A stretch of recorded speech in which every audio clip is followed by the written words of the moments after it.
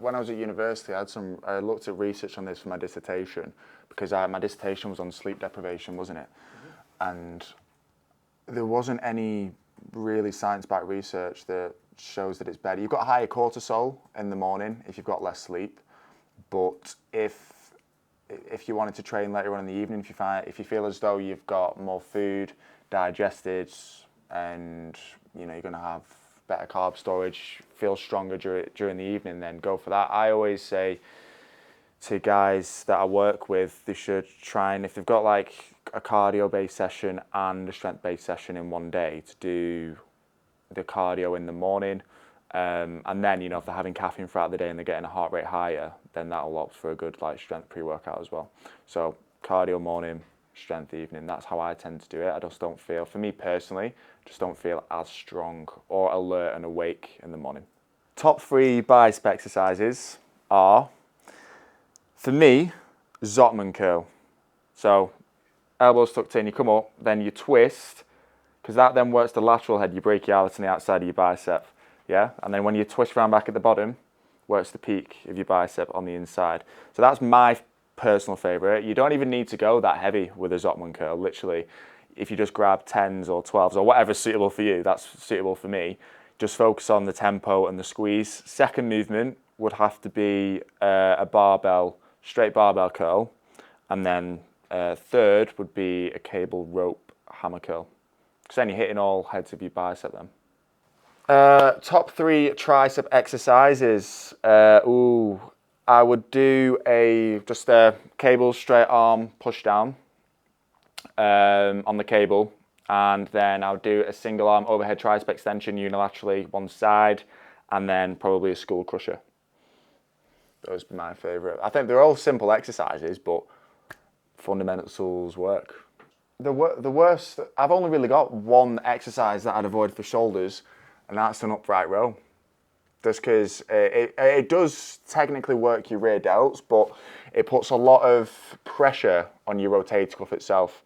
But then if you think of other exercises, your overhead press, frontal delt, isolation movements like a lateral raise works your medial delt, then like a face pull works your rear delt. So as long as you're hitting all 3 heads, all exercises are pretty much suitable. Just depends on your range of motion and flexibility around your rotator cuff and your shoulder, but choose effectively what your best preference is and what you feel the most through the muscle group.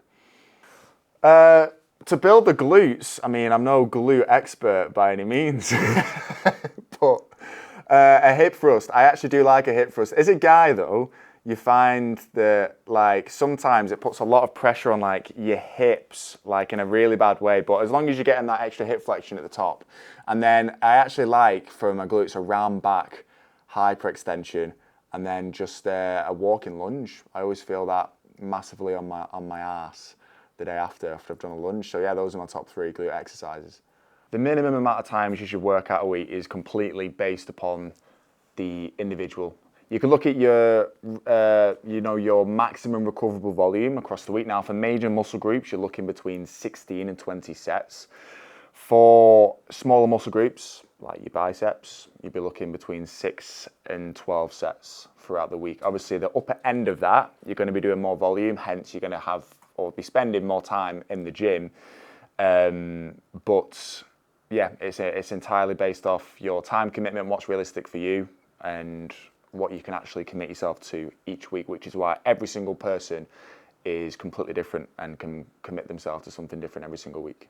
So the best exercise to lose body fat in the gym typically would be steady state cardio. Now, if you do high intensity interval training, you're going to be utilizing more of your carbohydrates, which stimulates more EPOC, which is called excess post-exercise oxygen consumption. So after you finish your training session, your body's going to need to uptake more oxygen, which is going to result in you burning more calories at rest. But if we're talking about during the actual exercise itself, or what people classify as the fat burning zone, it would be light intensity steady state cardio, or like a zone 2 to a threshold run. But if you're looking to burn more calories at rest, then that's where your high intensity interval training comes to be more beneficial. Only men that we coach now coach between 45 and 50 guys. Mainly that's because that's our niche. And, you know, like I said, I've got experience coaching women, but there can be a lot more to consider when it comes to people's, such as things like menopause or the menstrual cycle, all these sort of things that can impact weight loss and generally just our target market of who the people that we're really looking to work with, as it stands anyway, is blokes.